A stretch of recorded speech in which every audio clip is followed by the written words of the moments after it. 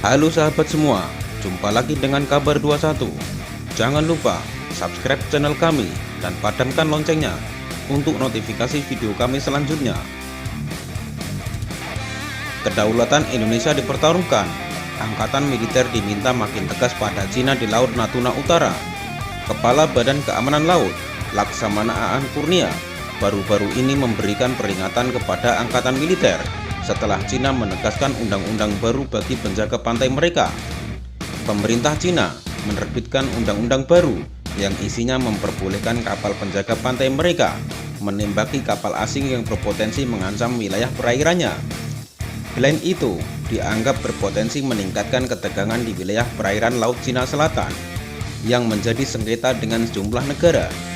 Menurut laporan media pemerintah, badan legislatif tertinggi Cina, yaitu Komite Tetap Kongres Rakyat Nasional, mengesahkan Undang-Undang Penjaga Pantai pada bulan Januari 2021.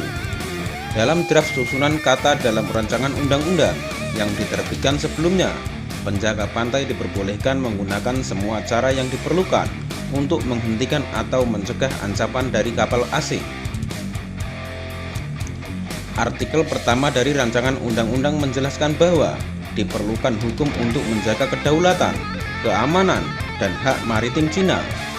Melansir Reuters, undang-undang itu muncul 7 tahun setelah Cina menggabungkan beberapa badan penegak hukum maritim sipil untuk membentuk Biro Penjaga Pantai. Rancangan undang-undang tersebut turut menetapkan keadaan-keadaan tertentu atas penggunaan berbagai jenis senjata baik genggam, kapal, atau udara.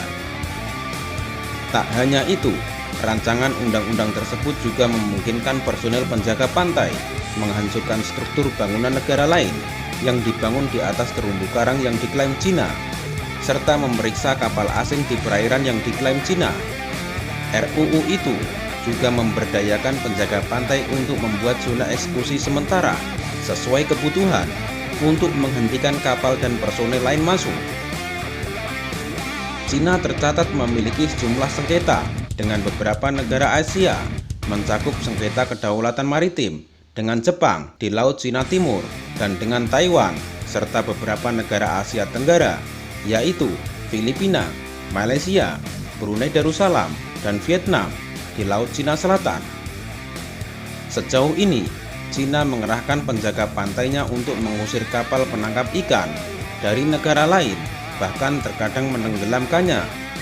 Menanggapi kekhawatiran atas undang-undang baru itu, juru bicara Kementerian Luar Negeri Cina, Hua Chunying, mengatakan undang-undang tersebut sejalan dengan praktik internasional, meningkatkan resiko konflik spillover antara kedua belah pihak di perairan Laut Natuna Utara.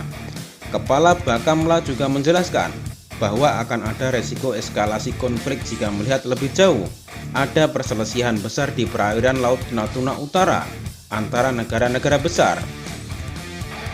Melansir laman SCMP, pihak Filipina telah mengajukan protes diplomatik dengan Cina atas undang-undang tersebut. Sementara Jepang menyuarakan keprihatinan tentang hal itu. Menanggapi ketakutan negara-negara lain, pihak Kementerian Luar Negeri Cina melalui juru bicaranya, Wang Wenbin, meminta negara tetangga untuk objektif dalam melihat undang-undang penjaga pantai yang dibuat negaranya.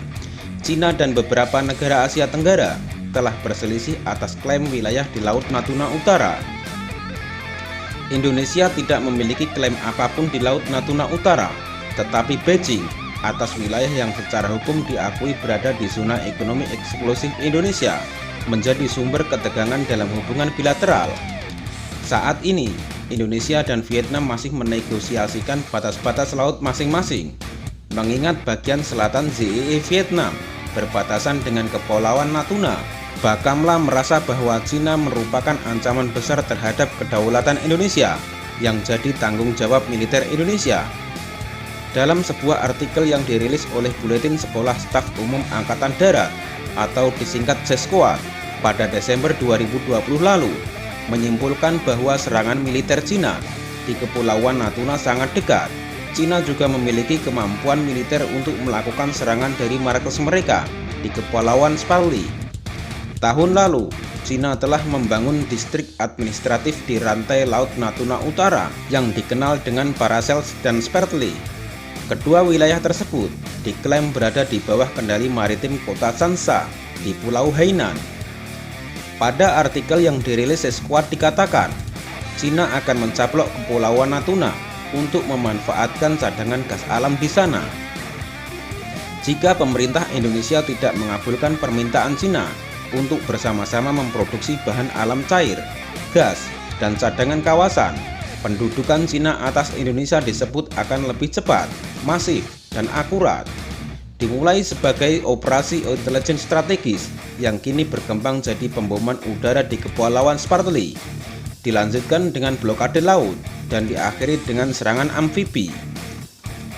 Tertulis di artikel tersebut, jika ingin mencegah hal itu terjadi, Indonesia harus meningkatkan alutsista, mengintegrasikan kemampuan semua cabang militernya, dan agar Angkatan Darat dapat menunjukkan kekuatannya di Kepulauan Anambas.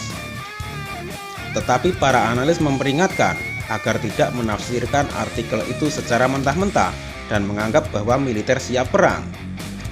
Muhammad Haripin, peneliti pertahanan di Lembaga Ilmu Pengetahuan Indonesia, mengatakan bagi warga sipil, nada artikel tersebut terdengar seperti penghasut, tetapi wajar saja bagi tentara karena untuk mendeteksi dan mencegah dini.